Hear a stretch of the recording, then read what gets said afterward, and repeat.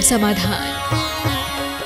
बोलिए देवाधिदेव 1008 मूल नायक श्री मुनि श्रीवतनाथ भगवान की जय जय जय। बोलिए प्रातः स्मरणीय संत शिरोमणि परम पूज्य 108 आचार्य गुरुवर विद्यासागर जी महामुनिराज की जय जय जय। बोलिए गुणायतन प्रणेता संकट समाधान प्रवर्तक भावना योग प्रवर्तक प्रखर वक्ता परम पूज्य 108 मुनिवर्षी प्रमाण सागर जी मुनिराज की जय जय जय। बोलिए परम पूज्य 108 मुनिवर्षी अरह सागर जी मुनिराज की जय जय जय। प्रिय दर्शकों, पारस चैनल, जिनवाणी चैनल एवं प्रमाणिक ऐप के माध्यम से प्रसारित होने वाले आज के शंका समाधान के कार्यक्रम से जुड़े देश एवं विदेश के सभी दर्शकों और श्रोताओं का मैं हार्दिक अभिनंदन करता हूं। मैं आपको लिए चलूं शंका समाधान की ओर। इसके पूर्व रोज की तरह हम लोग सामूहिक रूप से पूज्य गुरुदेव के चरण कमलों में त्रिवार नमोस्तु निवेदित करते हुए उनके मंगल में आशीर्वाद से अपने को अभिषेक कर कृतार्थ करेंगे। तो हाथ जोड़िए, मस्तक झुकाइए और बोलिए मेरे साथ, नमोस्तु गुरुदेव, नमोस्तु गुरुदेव, नमोस्तु गुरुदेव। बोलिए मुनिवर्षी प्रमाण सागर जी महाराज की। पूज्य गुरुदेव शंका समाधान की शुरुआत ऑनलाइन जिज्ञासाओं से कर रहा हूँ।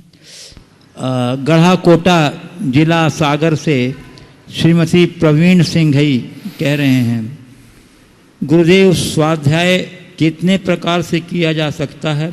हम प्रतिदिन शंका समाधान कार्यक्रम देखते हैं, तो क्या हमारा शंका समाधान कार्यक्रम देखना भी स्वाध्याय है? और साथ ही गुरुदेव एक अच्छे गृहस्थ के जीवन में कौन कौन सी विशेषताएं होनी चाहिए, मार्गदर्शन दीजिए। देखिए, स्वाध्याय के 5 प्रकार बताए: वाचना, पृच्छना, अनुप्रेक्षा, आमनाय और धर्मोपदेश। ग्रंथ को अर्थ सहित पढ़ना ये वाचना है। पढ़े हुए विषय को दृढ़ करने के लिए और जो नहीं जानते हैं उसके विषय में पूछना ये पृच्छना है। पढ़े हुए विषय का बार बार चिंतन करना अनुप्रेक्षा है। शुद्ध उच्चारण पूर्वक पाठ करना आमनाय कहलाता है। और पढ़ करके चिंतन मनन मंथन के साथ उपदेश देना धर्मोपदेश कहलाता है। तो ये 4 प्रकार का स्वाध्याय है, 5 प्रकार का। तो जो हम ग्रंथों को खोल करके पढ़ते हैं वो वाचना में आता है। ये शंका समाधान एक प्रकार का पृच्छना स्वाध्याय है। प्रवचन धर्मोपदेश नामक स्वाध्याय में अंतर्भूत होते हैं। अगर आपके पास समय और सुविधा है तो आपको अलग से भी ग्रंथों का अध्ययन करना चाहिए और अपने ज्ञान को गहरा बनाने की दिशा में प्रयासरत रहना चाहिए। लेकिन यदि समयाभाव में नहीं कर पाते तो वाचना भले ना हो, पृच्छना और धर्मोपदेश रूप स्वाध्याय तो आपको इन कार्यक्रमों के माध्यम से मिलता ही। आपने पूछा एक गृहस्थ को अच्छा गृहस्थ बनने के लिए क्या एक अच्छे गृहस्थ के जीवन में कौन कौन सी विशेषताएं होनी चाहिए? इस पर पूरा प्रवचन हुआ है, पूरी प्रवचन माला हुई है। अब उसे बार बार दोहराने का अवकाश मेरे पास नहीं है, पर उसे गृहस्थोचित कर्तव्यों का पालन करना चाहिए। संक्षेप में बताएं तो उसके धार्मिक क्रियाओं के निमित्त से देव पूजा, गुरुपास्ति, स्वाध्याय, संयम, तप और दान, ये 6 कर्म होने चाहिए। और सर्वांगीण जीवन कैसा होना चाहिए इसे जानना है तो हमारी कृति है दिव्य जीवन का द्वार, उसमें काफ़ी विस्तार से इसका वर्णन है, वहाँ पढ़ सकते हैं। पूज्य गुरुदेव राजनांदगांव छत्तीसगढ़ से श्री राजकुमार जैन कह रहे हैं, गुरुदेव हम अपने घर को दरवाजे की बाहरी कुंडी में ताला लगाकर सुरक्षित रखते हुए यात्रा करते हैं। गुरुदेव उस समय हमें सिर्फ अपनी सफल यात्रा एवं यात्रा में ले जाने वाले सामान की चिंता होती है। गुरुदेव, मैं नमोस्तु पूर्वक शंका रखते हुए यह जानना चाहता हूँ कि हम घर में रहते हुए जबकि ताला कुंडी में अंदर से लगा होता है, घर की सुरक्षा को लेकर कई गुना चिंतित रहते हैं, ऐसा क्यों? बहुत अच्छी बात कही कि घर में ताला लगाकर जब हम यात्रा पर निकलते हैं तो हमें घर की चिंता कम बल्कि न के बराबर होती है। सुरक्षित यात्रा और यात्रा में साथ रखे जाने वाले सामान की सलामती की ज़्यादा चिंता। लेकिन जब हम घर में हैं, ताला अंदर से लगा है, तब इसकी चिंता क्यों? निश्चित है कई गुनी होती है। मेरा मानना ये है, जब हम चीज़ों को जिनको हम पकड़ते हैं उनकी चिंता होती है, जिन्हें हम छोड़ देते हैं उनकी चिंता कम होती है। घर में हम ताला लगा के आ गए यानी छोड़ दिए, भूल गए। अब जो हम साथ लेकर चल रहे हैं उसकी हमें चिंता है। और जब घर से बाहर रहते तो घर छूट जाता है, और घर में रहते तो घर पकड़ा रहता है। तो जितना आप पकड़ोगे उतनी चिंता बढ़ेगी। पूज्य गुरुदेव, इंदौर मध्य प्रदेश से आकाश जैन कह रहे हैं,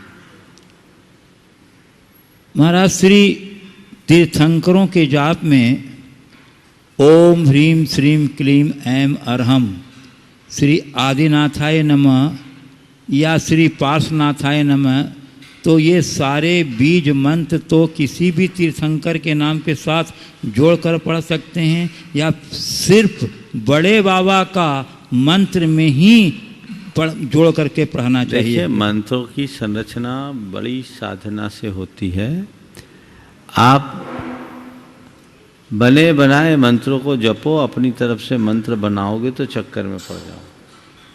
कोई भी मंत्र अपने मन से नहीं बनाया जाता, गुरुओं से मंत्र लिया जाता है, या जो विशिष्ट साधना से संपन्न है वे ही मंत्रों का प्रयोग करते हैं। इसलिए इनको देख करके ही करें।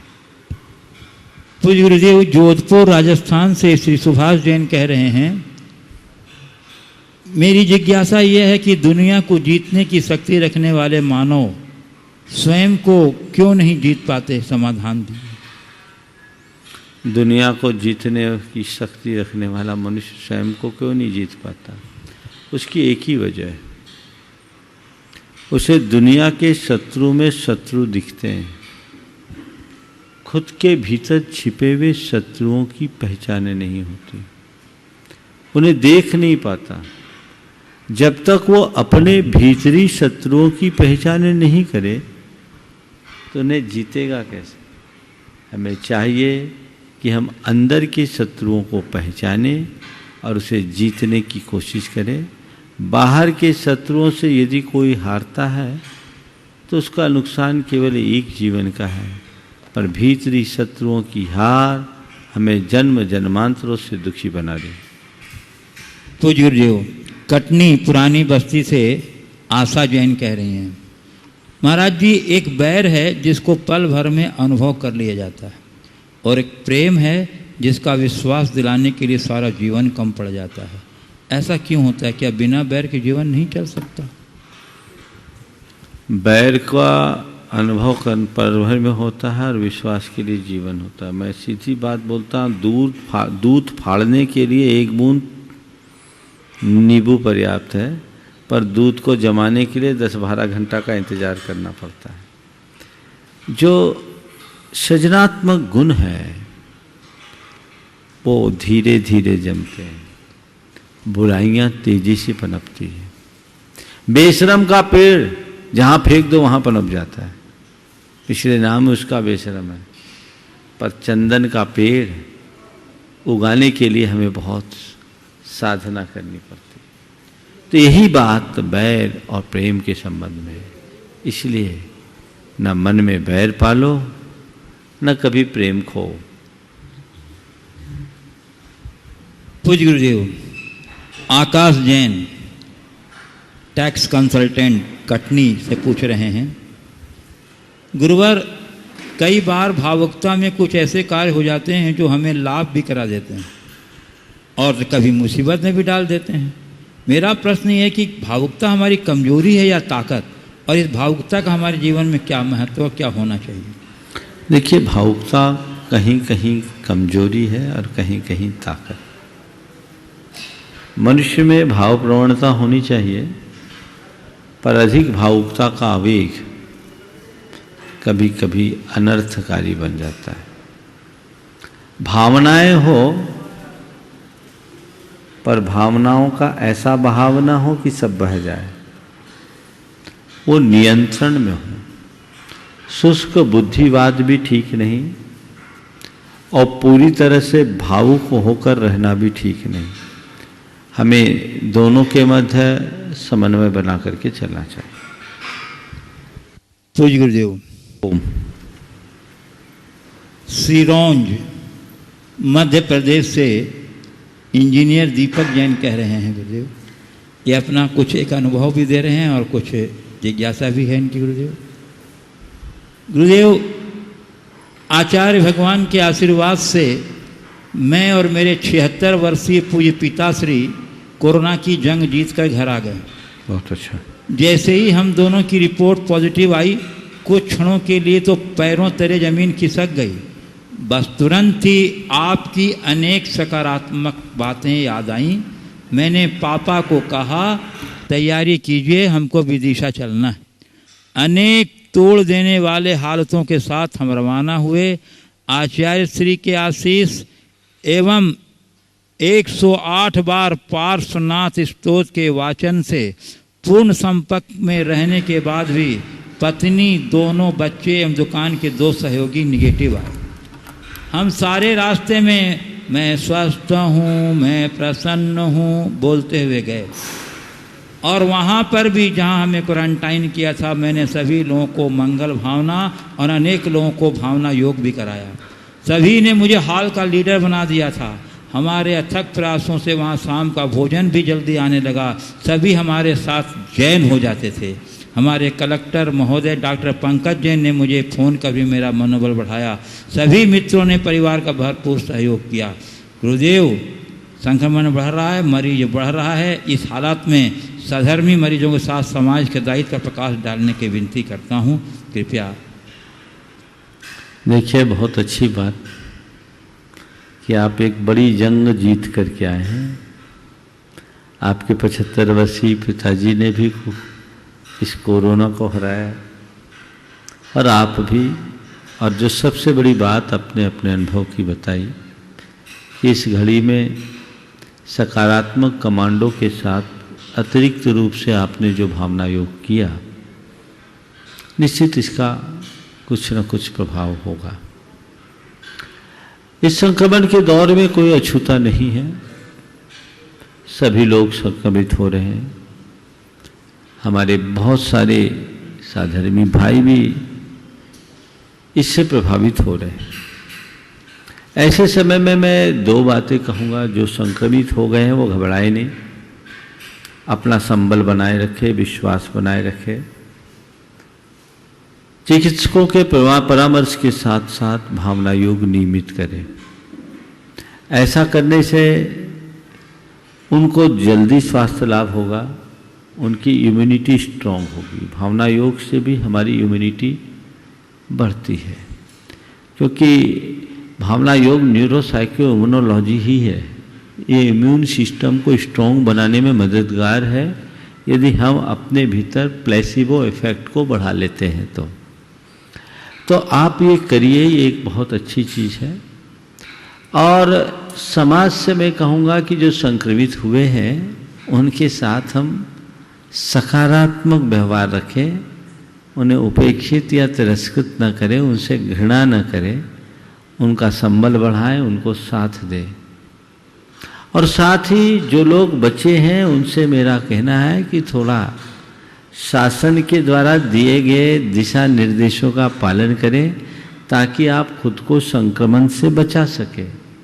देखने में ये आ रहा है कि लोग पूरी तरह से लापरवाह होते जा रहे हैं, ताकि इसका ही परिणाम है कि संक्रमण दिनों दिन बढ़ रहा है। भारत में 45,000 से अधिक लोगों का संक्रमित होना एक बहुत चिंता का विषय है।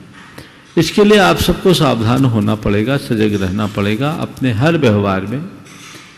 मंदिरों में भी और मंदिरों से बाहर भी। सावधानी अपनाइएगा तभी आप सुरक्षित रहिएगा और इसी का अच्छा परिणाम होगा। और साथ ही अपने इम्यूनिटी को स्ट्रांग बनाने के लिए नित्य भावना योग कीजिए, प्राणायाम कीजिए। और प्राणायाम के द्वारा जो औषधि है आरोग्यम कषायम क्वाथ या अमृतादि क्वाथ और संसमनी भट्टी, ये 2 चीज़ें हैं। इनका जिन्होंने प्रयोग किया है उनमें अभी तक किसी में भी कोरोना के लक्षण नहीं आए और जिनके हल्के फुल्के लक्षण थे वे दूर भी हुए हैं। तो ये प्रयोग लोगों को करना चाहिए। इसके दीर्घकालिक परिणाम आप सबको मिलेंगे। चैनल पर उनका एड्रेस, फ़ोन नंबर चल रहा है, आप सीधे अपने घर तक उसे मंगवा सकते हैं और इसका प्रयोग करें, क्योंकि कोरोना अभी जल्दी पिंड छोड़ने वाला नहीं है, ये लंबे समय तक चलेगा। आपको अपने आप को तैयार करना होगा।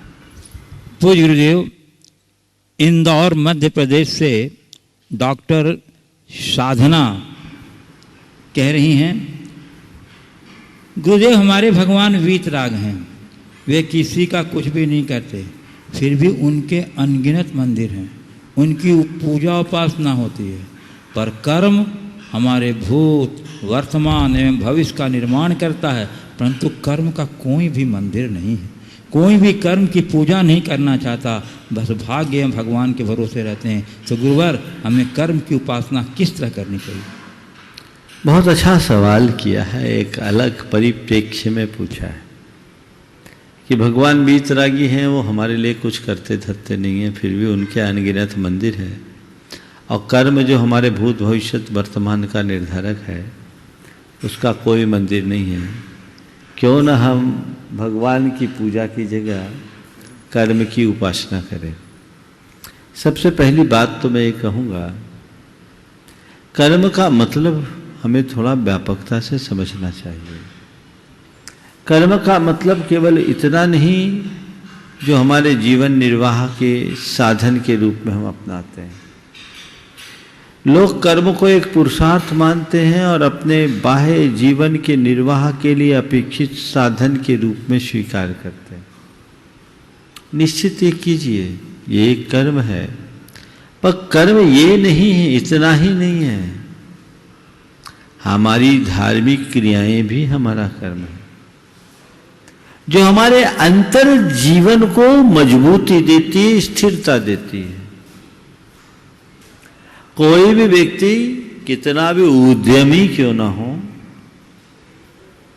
जब तक उसकी वृत्तियां और प्रवृत्तियां नियंत्रित नहीं होगी, वो अपने किसी भी कर्म में सफल नहीं हो सकता। तो अपनी वृत्तियों और प्रवृत्तियों को सही बनाने के लिए हमें कुछ धार्मिक कर्तव्यों का भी पालन करना होता है, जो हमारे रिचुअल में आते हैं और कुछ हमारी स्पिरिचुअल एक्टिविटीज होती है।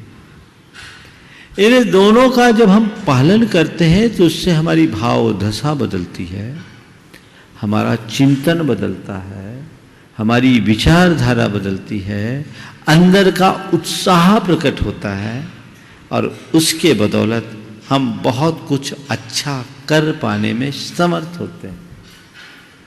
आपने कहा कर्म का मंदिर नहीं बनाया, भगवान का मंदिर बनाया। तो भैया ये भी तो देखो, भगवान का मंदिर भी तो कर्म करके ही बनाया। कर्म करने वालों ने ही तो बनाया, अपने आप बन गया क्या? किसने बनाया मंदिर? कर्म करने वालों ने भगवान का मंदिर बनाया। तो कर्म करके भगवान का मंदिर बनाया और मंदिर बनाकर सत्कर्म करने की प्रेरणा पाया। हर कोई मंदिर नहीं बना पाता, जिसके हृदय में सत्कर्म करने की प्रेरणा होती वही मंदिर बनाता है। अब रहा सवाल, भगवान तो बीतरागी होते हैं, वो हमें कुछ देते लेते नहीं है। भगवान बीतरागी है, वो देते लेते नहीं है, पर हमें अपने आप उनकी शरण में जाने से मिल जाता है, क्योंकि उनके चरणों में आने से हमारा जो समर्पण भाव है वो हमारी भाव विशुद्धि का आधार बन जाता है। और बढ़ी हुई भाव विशुद्धि के परिणाम स्वरूप हमारे भीतर वह सब कुछ घटित हो जाता है जिसकी हमें जरूरत है। वो प्रेरणा केवल भगवान के समक्ष ही प्रकट होती है। इसलिए भगवान के मंदिर में हम जाते हैं, भगवान का मंदिर बनाते हैं। मेरी राय में मंदिर बनाना भी एक कर्म है और मंदिर में जाकर भगवान की पूजा करना भी एक कर्म है। एक ऐसा कर्म जिससे हमें हमेशा खटकर्म से बचने और सत्कर्म में लगने की प्रेरणा मिलती रहे। पूज्य गुरुदेव, जलगांव महाराष्ट्र से सौभाग्यकांक्षी निकिता चांदीवाल कह रहे हैं, गुरुदेव मेरा प्रश्न यह है कि एक धर्मी श्रावक के जीवन में स्वस्थ मनोरंजन की कोई भूमिका होती है अथवा नहीं? यदि होती है तो उसका स्वरूप क्या है? धर्मी श्रावक के जीवन में स्वस्थ मनोरंजन की कोई भूमिका क्यों नहीं होती? हमारे यहाँ तो आचार्य तक के लिए कहा अप कौतूहलिशा, उसे अल्प कौतूहली बताए। स्वस्थ मनोरंजन करो और आप ऐसा मनोरंजन करो जिससे मन का मंजन हो, मन परिष्कृत हो, भाव विशुद्धि बढ़े, चिंतन बदले। धार्मिक व्यक्ति ऐसा नहीं कि वो नीरस जीवन जिए, शुष्क जीवन जिए, वो मनोरंजन करता है। आपको अगर मनोरंजन की बात देखनी है तो आप तीर्थंकरों के गर्भ कल्याणक के दृश्य को याद करो। जब माता के पास देवी आती है और तरह तरह के पहेलियों, ललित कलाओं, क्रीड़ाओं से माँ का मनोरंजन करती है। 9 महीने तक, जब तक माँ के पेट में तीर्थंकर बालक पलते रहते हैं, ये क्रिया निरंतर जारी रहती है। ये मनोरंजन ही तो है।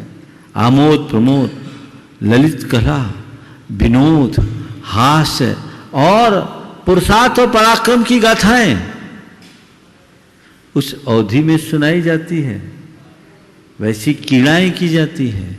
तो करें, मनोरंजन का निषेध नहीं है, पर ऐसा मनोरंजन जिसमें हिंसा हो, ऐसा मनोरंजन जिससे क्रूरतापन पे हमें बचना चाहिए।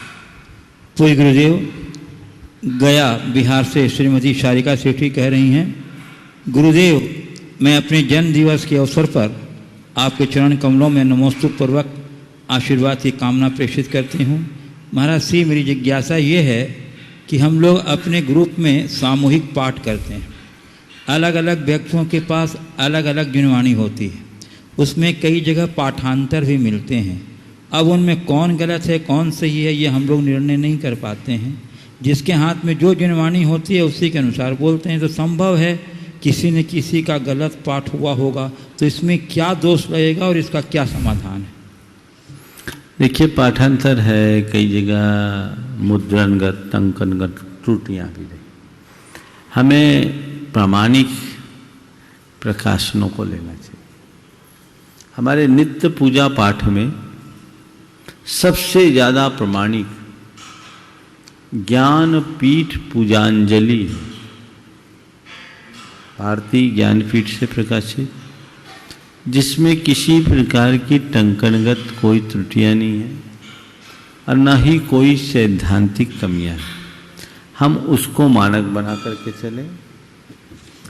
वर्तमान में जिन भारती भी उसी तरह की मानी जाती है, हालांकि मैंने उसका पूर्ण अवलोकन नहीं किया, इसलिए उसके विषय में मैं अधिकार पूर्वक कुछ नहीं कहता। पर ज्ञानपीठ पूजांजलि के विषय में मैं आपको कहूँगा कि उसमें कोई अशुद्धियाँ नहीं। आप उसको आधार बनाएं और उसके आधार पर चले। आजकल जब इस तरह से सामूहिक रूप से आप डिजिटल माध्यम से पाठ कर रहे हैं, तो हमारे कुछ ऐसे एप्लीकेशंस हैं, उनमें हमारे नित्य पाठ के काम में आने वाली विभिन्न पूजाएं, स्तोत्र आदि सब है, ग्रंथ भी है। तो उनमें जो प्रमाणिक है उनको ले और एक ही एप्लीकेशन के माध्यम से सब काम करे, तो किसी भी प्रकार की द्विरूपता नहीं होगी और सब कुछ ठीक बना रहे। पूज्य गुरुदेव, झुमरी तिरैया झारखंड से शोभा सुशील पांड्या कह रहे हैं, गुरुदेव कोडरमा दिगंबर जैन समाज में मोक्ष सप्तमी को सुबह लड्डू चढ़ाते हैं और शुभ समय 26/7/20 को 11:30 से 27:20 तक सुबह 9 बजे तक है। गुरुवर समाज ये जानना चाहता है किस दिन और कौन सा समय समाज लड्डू चढ़ाए। साथ ही उनकी एक जिज्ञासा ये भी है कि जिनके व्रत पूर्ण हो चुके हैं पर उद्यापन नहीं किया है तो फिर कैसे उद्यापन करना चाहिए, क्योंकि जब तक उद्यापन नहीं करते हैं तो क्या हमें उपवास निरंतर करते रहना चाहिए। देखिए, सबसे पहली बात तो कल ही मैंने बताया था कि हमारी उदय कालिक 8 घट्टी ही पूर्ण घट्टी मानी जाती है। इधर के हिसाब से उदय काल में दूसरे दिन 8 घट्टी की सप्तमी नहीं है, इसलिए पहले ही दिन छठवीं और सप्तमी दोनों मनाई जा रही है। आपने पूछा है किस दिन पार्श्वनाथ भगवान का निर्वाण कल्याणक मनाया जाए, तो मेरे ख्याल से शायद सम्मेत शिखर जी में भी 26 तारीख को ही मनाया जा रहा है और पूरे देश में ही 26 तारीख को मनाना चाहिए। आपने जैसा बताया कि 9:00 तक है वहाँ, उस हिसाब से 8 घटी हो जाती होगी, 8 या 24, क्योंकि दिन वहाँ बहुत जल्दी उगता है। तो 8 घटी होने पर तो उस हिसाब से सप्तमी सोमवार को भी मानी जा सकती है। लेकिन मैं ये कहूँगा जिस तिथि में सम्मेत शिखर जी में मोक्ष सप्तमी मनाया जाए, पूरे देश को उसी तिथि में मनाना चाहिए ताकि वो एक रूपता से जुड़ा रहे। दूसरी बात, इस बार तो ऐसे भी सामूहिक रूप से मोक्ष सप्तमी बनाने का अवसर नहीं है। कई जगह तो मंदिर भी बंद है और मैं सभी से सलाह दूंगा कि मंदिरों में भीड़ ना करें, दूरी बना करके जाएं। एक साथ जैसे सरकार की निर्देश है 5 व्यक्ति से अधिक मंदिर में प्रवेश न करें। बारी बारी से जाकर के अपने दर्शन बंदन करके काम करें। और जिन्हें मंदिर जाने की सुलभता नहीं है वो ऑनलाइन कार्यक्रमों से लाभ लें। यहाँ पर भी ऑनलाइन आप सबको यहाँ के कार्यक्रम देखने को मिलेंगे जो 8:30 बजे से लेकर 9:40 तक चलेगा, जिसमें निर्वाण महोत्सव भी होगा और प्रवचन का लाभ भी आप सबको मिलेगा। आप लोग लाभ ले सकते हो। देश भर में विभिन्न स्थानों से कार्यक्रमों का प्रसारण है, आप उसका लाभ ले सकते हैं। जहाँ तक व्रत के उद्यापन का सवाल है, जब तक उद्यापन न हो तब तक व्रत करना चाहिए। अब जैसे अभी तक 7 वर्ष हो गए, इस वर्ष करना है तो उस दिन का एक व्रत करके उद्यापन कर लो। मंदिर बंद है तो भी व्रत घर में रख ले, ऑनलाइन कर ले और अगले साल फिर दूसरे दिन जाकर, मंदिर ऐसे तो सब जगह बंद नहीं, जहाँ मंदिर खुले वहाँ हाथ जोड़ सकते हैं जाकर, और जहाँ नहीं खुले वो अगले साल या किसी भी दिन ये संकल्प के साथ कि मेरा उद्यापन का व्रत है पूरा कर सकते हैं। ये जरूर मैं कहूँगा कि ये व्रत वही लोग कंटिन्यू करें जिनके पिछले सालों से व्रत है। इस बार छोटी छोटी बच्चियों को शुरुआत न कराए उपवास करने का, क्योंकि माताएं 8-8 साल की बच्चियां जब खाना नहीं सीखती उपवास कराना शुरू कर देती। अच्छी बात है, उत्साह के साथ वो लोग इसलिए करती कि 15-16 साल तक निपट जाए, ताकि किसी प्रकार का विघ्न व्यवधान ना आए, बाहर पढ़ने अढ़ने जाए तो दिक्कत ना हो। उपवास के संस्कार डालने की दृष्टि से अच्छा, और बच्चियों में बहुत उत्साह भी रहता है। लेकिन इस वर्ष मैं सलाह आप सबको दूंगा कि ये वर्ष साधना का नहीं है, अपने बचाव का वर्ष है। इसलिए हमें ऐसा कोई व्रत संयम नहीं रखना जो हमारी रोग प्रतिरोधक क्षमता या इम्यूनिटी को प्रभावित करती हो। हमें अपने आप को सुरक्षित रखते हुए ही धर्म ध्यान करना है। गिरिदेव, एक प्रश्न पीयूष जैन रिद्धि सिद्धि स्टोर सागर कह रहे हैं, जिंदगी निकल जाती है ढूंढने में कि निकालता हूँ, ढूंढना क्या है? अंत में क्या जिंदगी निकल जाती है ढूंढने में कि ढूंढना क्या है? अंत में तलाश सिमट जाती है सुकून में कि जो मिला है वो भी कहाँ साथ लेकर जाना है। हाँ। तो महाराज जी, हम खुद में खुद की खोज कैसे करें कि खुद अपने वजूद को पहचान सकें? बस इन्हीं पंक्तियों के अर्थ को समझ लो तो आपको अपने वजूद का पता लग जाएगा। जो पंक्तियाँ आप खोज के लाए वही सब कुछ प्रकट कर रही। कुछ अब यहाँ हमारे उपस्थित जिज्ञासु हैं, उनमें से मैं आमंत्रित कर रहा हूँ श्रीमती चंद्र कुमारी वैद्य श्रेयस एवं श्रेयस जैन। गुरुदेव श्रीवाण नमस्तु। यह श्रेयस का प्रश्न है, तत्व किसे कहते हैं? जैनागम में 7 तत्वों को प्रयोजनभूत क्यों कहा है, और क्या 7 तत्वों के अतिरिक्त और भी तत्व होते हैं?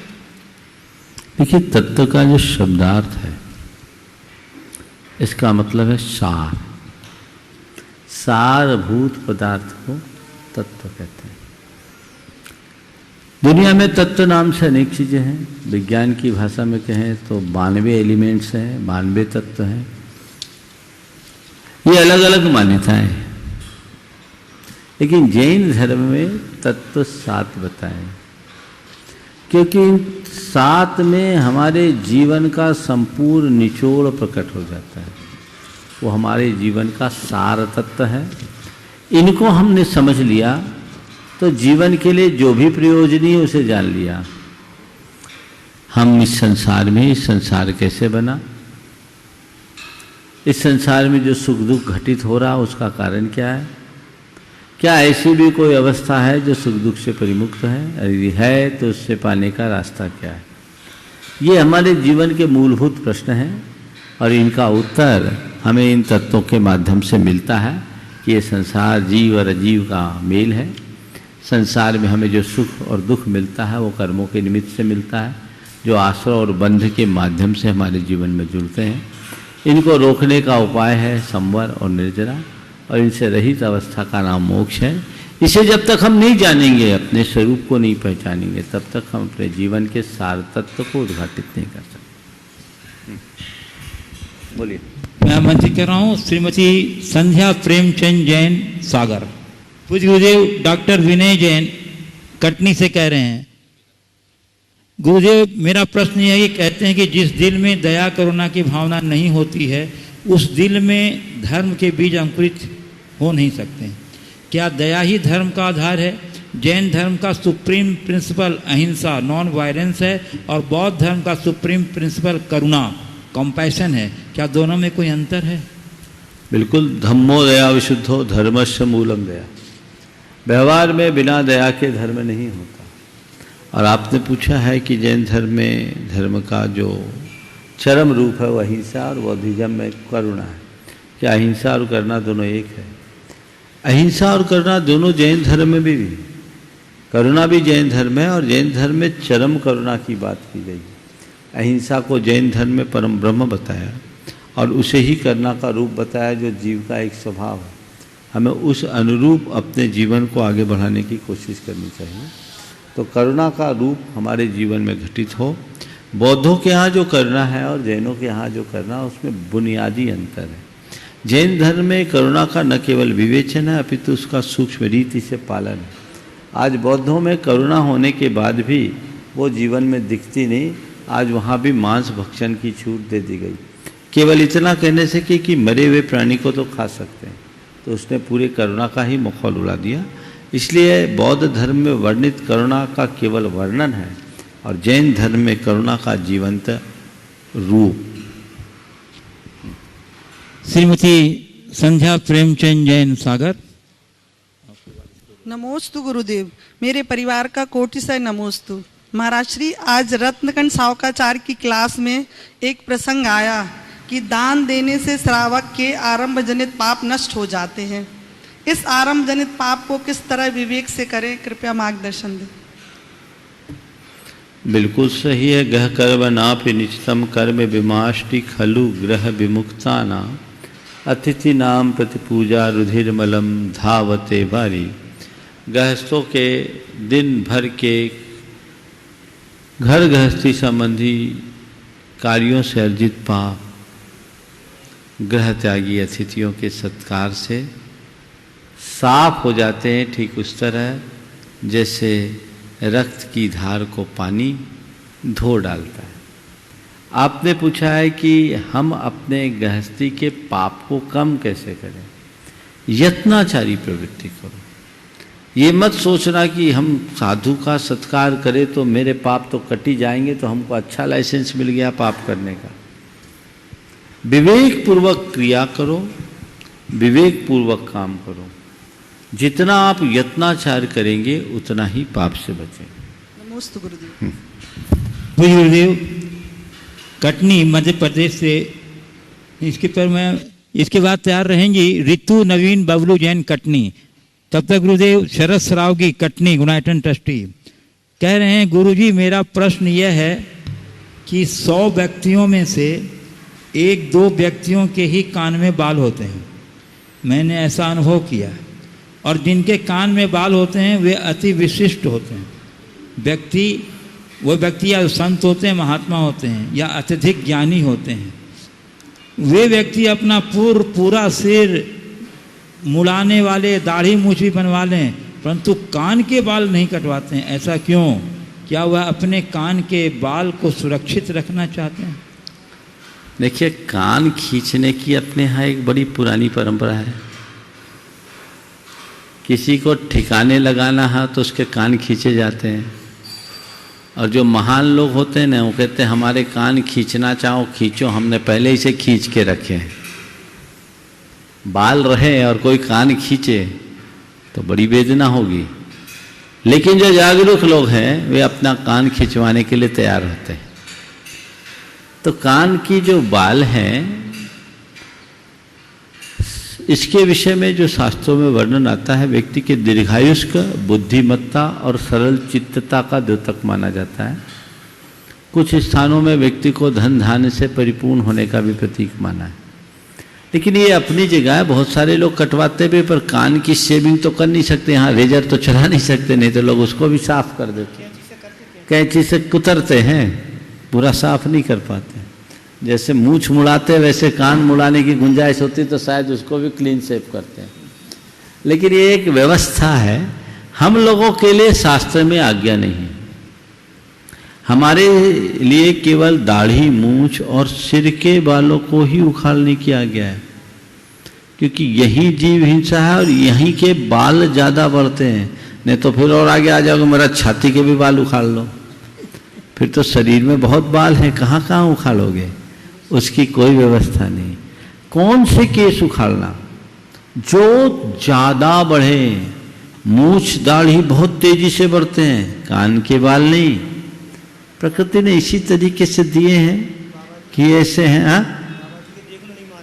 हाँ, दाढ़ी मूछ के बाल बढ़ जाएंगे लेकिन कान के बाल नहीं बढ़ेंगे। इसलिए कान के बाल को काटने का कोई औचित्य नहीं दिखता। मुझे लगता है कि शरद भाई ने मेरे कान के बालों को देख करके किया है। भैया अब कान खींचने की कोशिश मत करना, समझ गए? कान खींचने का मतलब है ध्यान आकृष्ट करना। सबका ध्यान उनने आकृष्ट करा दिया इस प्रश्न के माध्यम से। इसको उस संदर्भ में देखें। ऋतु नवीन बबलू जैन कटनी, और उसके बाद तैयार रहेंगी कृति जैन कटनी, जो अपना एक्सपीरियंस भी बताएंगी। मुनि द्वय के चरणों में कोटि कोटि वंदन, कोटि कोटि वंदन, कोटि कोटि वंदन। हे गुरुदेव, मेरी जिज्ञासा यह है कि नमोकार मंत्र की महिमा अनंत और अपार है, फिर भी नमोकार मंत्र के पाठ का फल द्रव्य, क्षेत्र, काल और भाव पर किस प्रकार निर्भर करता है? कृपया समाधान कीजिए। देखिए, बात सही है। नमोकार मंत्र का अचिंत्य प्रभाव है। नमोकार के विषय में मैंने अनेक बार प्रकाश डाला है। नमोकार मंत्र के एक बार उच्चारण मात्र से 500 सागर का पाप कटता है। उसके एक पद के उच्चारण से 50 सागर का पाप कटता है, और एक अक्षर के उच्चारण से 7 सागर का पाप कटता है। ऐसा नमोकार ग्रंथ कल्प नामक ग्रंथ में लिखा है। लेकिन ये सामान्य कथन है। हम कोई भी कार्य करें, उसमें हमारी जितनी गहरी भाव विशुद्धि होगी, हमें उसका उतना फल मिलेगा। जितने अनुकूल वातावरण में करेंगे, उसका फल हमें उतना मिलेगा। हम मंदिर में नमोकार जपते हैं उसका, घर में जपते हैं उसका, किसी तीर्थ क्षेत्र में जपते हैं उसका, और तीर्थ क्षेत्र में भी सम्मेद शिखर में जपते हैं उसका, और सम्मेद शिखर जी में पारसनाथ भगवान की टोक में जपते हैं उसका। अंतर होता है, क्योंकि द्रव्य क्षेत्र काल भाव से हमारी भाव दशा प्रभावित होती है, और जैसी हमारी भाव दशा होती है वैसा ही हमें फल भी प्राप्त होता है। सुश्री कृति जैन कटनी, और उसके बाद तैयार रहेंगी धीरांशी जैन पुरानी बस्ती। नमोस्तु नमोस्तु नमोस्तु। गुरुवर, मैं एमटेक कर रही हूँ और साथ ही यूपीएससी की भी तैयारी कर रही हूँ। पिछले कुछ दिनों में मैं काफ़ी नेगेटिव हुई, बहुत ज़्यादा मेरे मन में नेगेटिविटी थी। लेकिन आपके जब शंका समाधान में मैंने सुना कि आपने भावना योग के बारे में बताया है, तो मैंने उसका प्रयास करना शुरू किया। पिछले 4 माह से मैं इसका रोज प्रयास कर रही हूँ, रोज भावना योग करती हूँ, और इसके बाद अब मुझे बहुत पॉजिटिविटी फील होती है। मेरा मन बहुत शांत रहता है और मेरा कंसंट्रेशन भी बहुत ज़्यादा बढ़ गया है। साथ ही मैं बहुत रिलैक्स फील करती हूँ और बहुत ज़्यादा संतुष्ट हो चुकी हूँ। तो महाराज जी, मैं ये जानना चाहती थी कि आगे अपनी इस प्रिपरेशन में मैं अपनी और कौन सी कमांड का यूज़ करूं जिससे मैं आगे बढ़ सकूं। साथ ही मैंने जो लाभ लिया है इस भावना योग से, तो दूसरों को कैसे लाभान्वित करूं ताकि वे भी अपने जीवन में संतुष्ट और रिलैक्स रह जाए।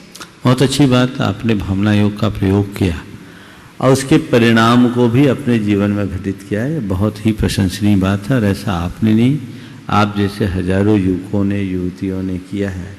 ये बहुत अच्छी बात है और आपके इस प्रयास के लिए मैं अपना आशीर्वाद देता हूँ। आपने पूछा है कि मैं ऐसी और कौन सी कमांड्स करूँ। मेरी समझ में भावना योग का जो एक स्वरूप है उसमें जीवन के लिए आधारभूत जो जरूरी बातें लगभग सब समाहित है। आप उसे ही अच्छे ढंग से कीजिए, और फिर कहीं कोई ज़रूरत पड़े तो अपने हिसाब से जो अपेक्षित कमांड है वो अतिरिक्त डाल सकते हैं। आपने बहुत अच्छा भाव व्यक्त किया है कि मैं तो सीख गई और भी इसका लाभ ले, इसके लिए मैं क्या करूं।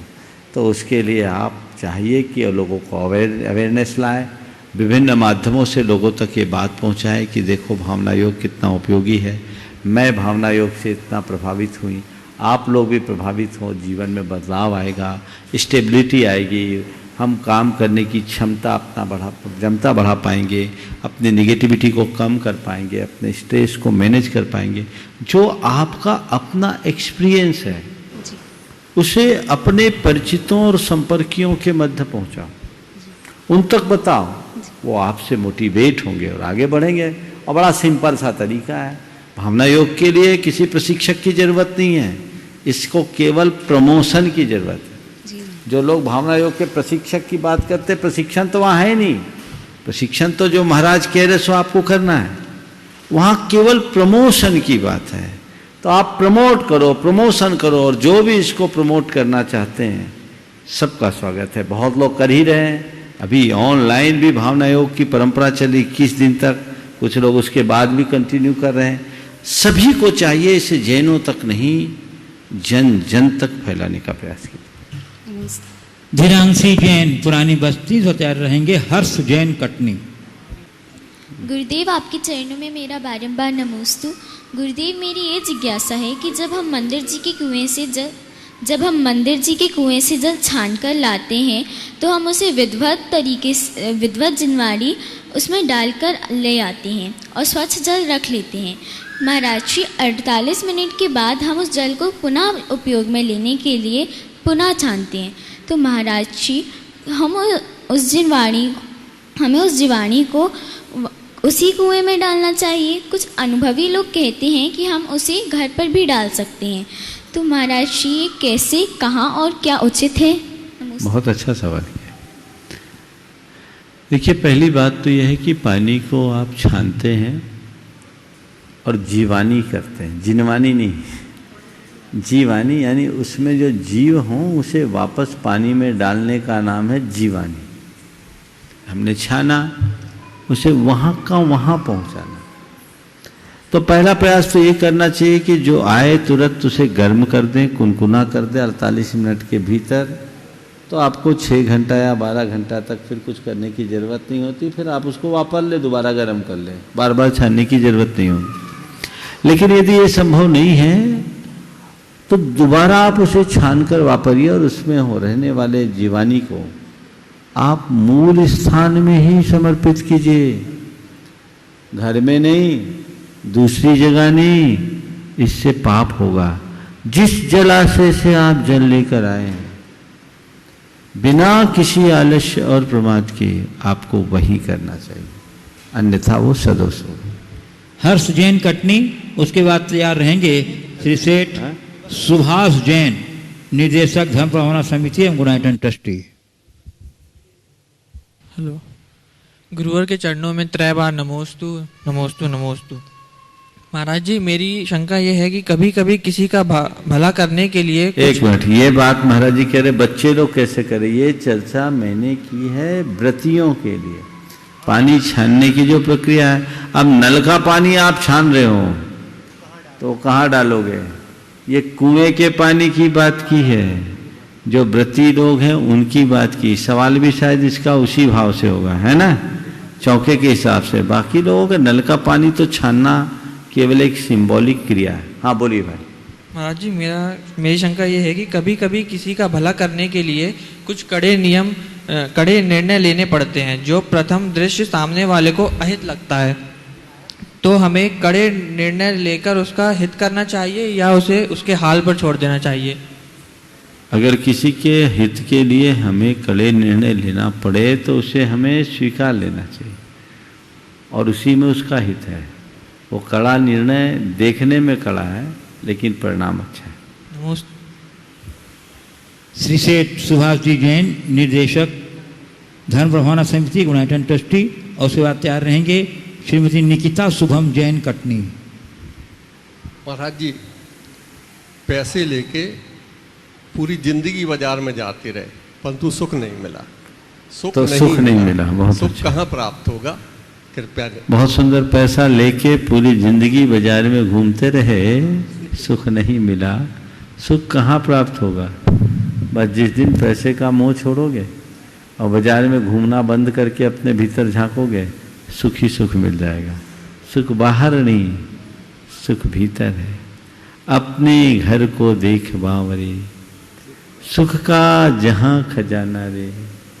क्यों पर में सुख खोज रहा तू, क्यों पर का दीवाना रे।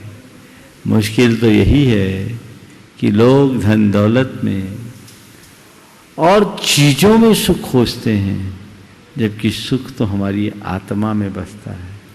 जिसे उसकी पहचान हो जाती है, उसकी सारी दिशा और दृष्टि सब बदल जाती है। निकिता, आपका भी है? हाँ बोलो। शुभम, उनका भी। हाँ बोलो बोलो बोलो। पीछे बहू भी लाइन में है। हाँ। नमोस्तु महाराज जी, नमोस्तु। नया वर्ष का नया दिन वो नहीं होता जिस दिन नया दिन एक होता है। नया वर्ष का नया दिन वो होता है जिस दिन हमें तत्वबोध होता है। तत्वबोध होता है, हाँ ठीक है। इसका हमें मार्गदर्शन दीजिए, हम कैसे आगे बढ़े। देखिए, जिस दिन हमें तत्वबोध हुआ, समझो वही हमारा वास्तविक जन्म। अज्ञानता में हमने कितना जीवन बिताया इसका कोई मतलब नहीं। जीवन की वास्तविक शुरुआत ज्ञान से होती है और जैसे ही ज्ञान आए हम अपने जीवन को आगे बढ़ाएं। नमोस्तु। श्रीमती निकिता शुभम जैन, कटनी। महाराज श्री के चरणों में त्रिबार नमोस्तु। महाराज श्री, मेरी शंका यह है कि हम प्रशंसनीय कार्य करने पे भी यदि आपको अप्रिशिएट ना किया जाए तो उस समय हमारी क्या प्रतिक्रिया होनी चाहिए और एप्रिसिएशन का मानव जीवन में कितना महत्व होना चाहिए? देखिए, एप्रिसिएशन बहुत अच्छा गुण है और कोई भी अच्छा कार्य करे तो हमें उसे अप्रिशिएट करना चाहिए। प्रशंसा मरणासन व्यक्ति में भी प्राण फूंकने का काम करती है। तो कोई भी अच्छा कार्य करे तो हमें उसका खुले दिल से प्रशंसा करनी चाहिए। प्रशंसा से प्रेरणा मिलती है, प्रोत्साहन मिलता है, तो प्रशंसा का कार्य तो करना ही चाहिए। लेकिन रहा सवाल कि मैं अच्छा कार्य करूं और अपेक्षा भी रखूं कि प्रशंसा न करे और फिर लोग प्रशंसा करें अब वहाँ प्रशंसा न मिले तो क्या करे? स्वाभाविक है, मायूसी लगती है, लेकिन घबराना नहीं चाहिए। हमें अपने आप को संभाल कर रखना चाहिए। एक वाक्य कहता हूँ, मैं कोई अच्छा कार्य करूँ ये मेरा पुरुषार्थ है। मैं कोई अच्छा कार्य करूँ ये मेरा पुरुषार्थ है और लोग उसे अच्छा माने और सराहे ये मेरा भाग्य है। हमारे हाथ में मेरा पुरुषार्थ है, हमारे हाथ में हमारा भाग्य नहीं है। कई लोग हैं जो अच्छा कार्य नहीं करते फिर भी प्रशंसा पा जाते हैं, और कई लोग हैं जो खूब जान लगा देते हैं तो भी उनको प्रशंसा नहीं मिलती। लोग कहते हैं हमें जस नहीं मिलती, क्या करें? इस विषय में प्रायः प्रश्न आता है। इसके पीछे एक बात आप सबको बताता हूँ। भगवती आराधना में एक बहुत अच्छा प्रसंग आया।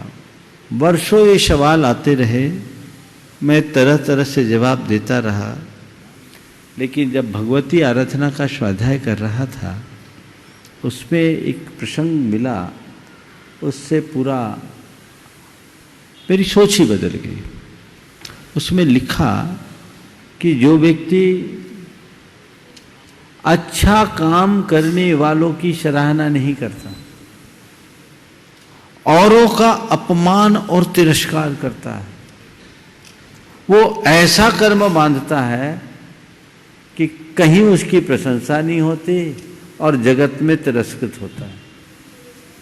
तो ऐसे लोग जो रात दिन खटने के बाद भी उपेक्षा के पात्र बनते हैं, उन्हें हताश नहीं होना चाहिए। उन्हें ये सोचना चाहिए कि ये मेरे खोटे कर्म की देन है,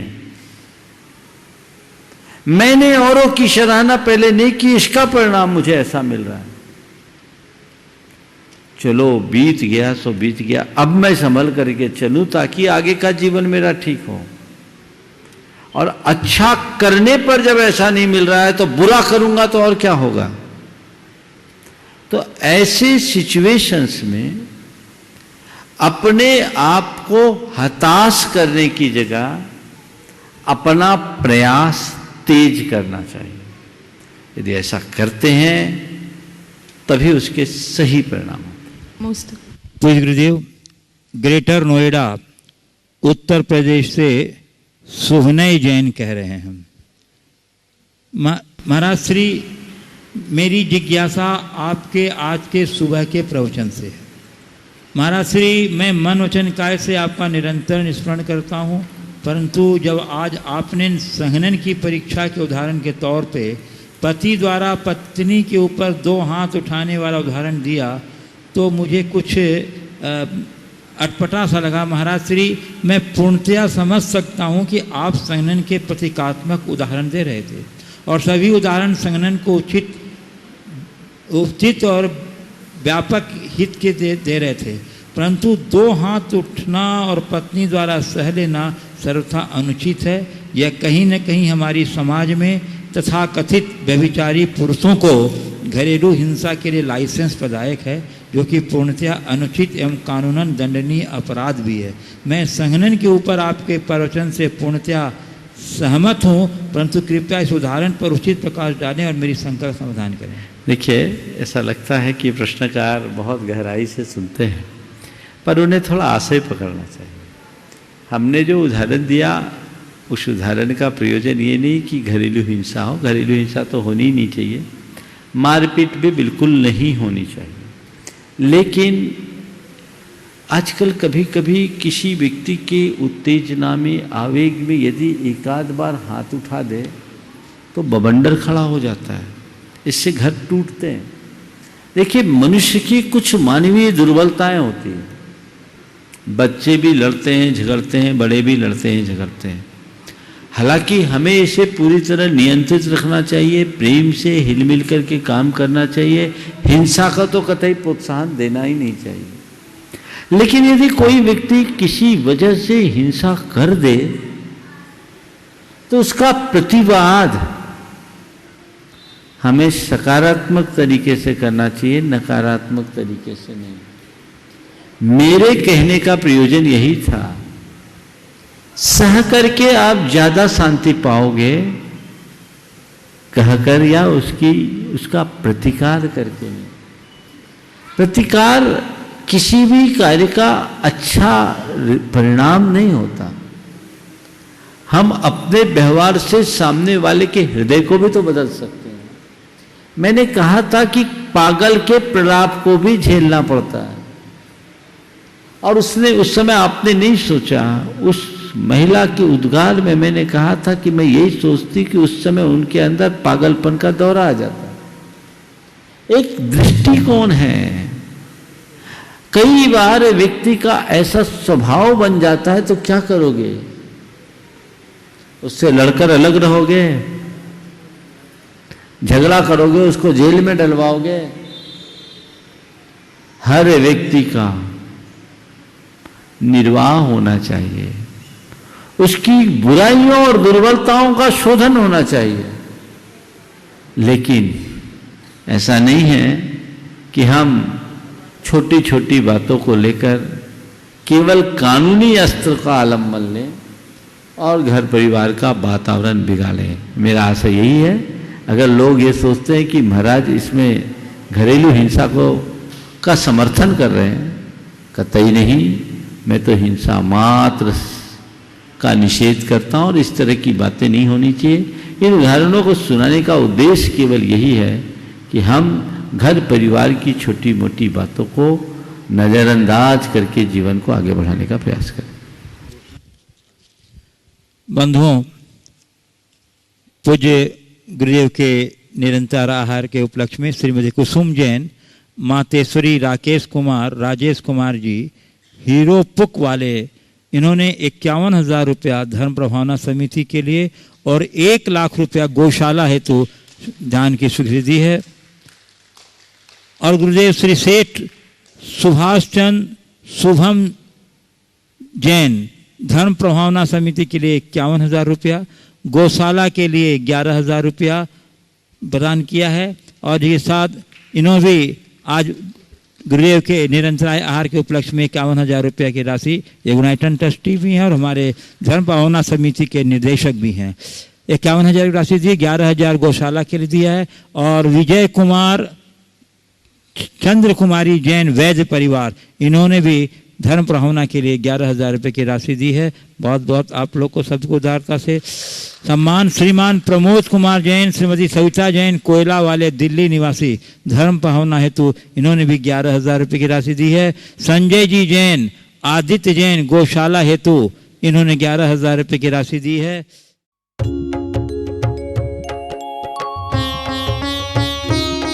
शंका समाधान।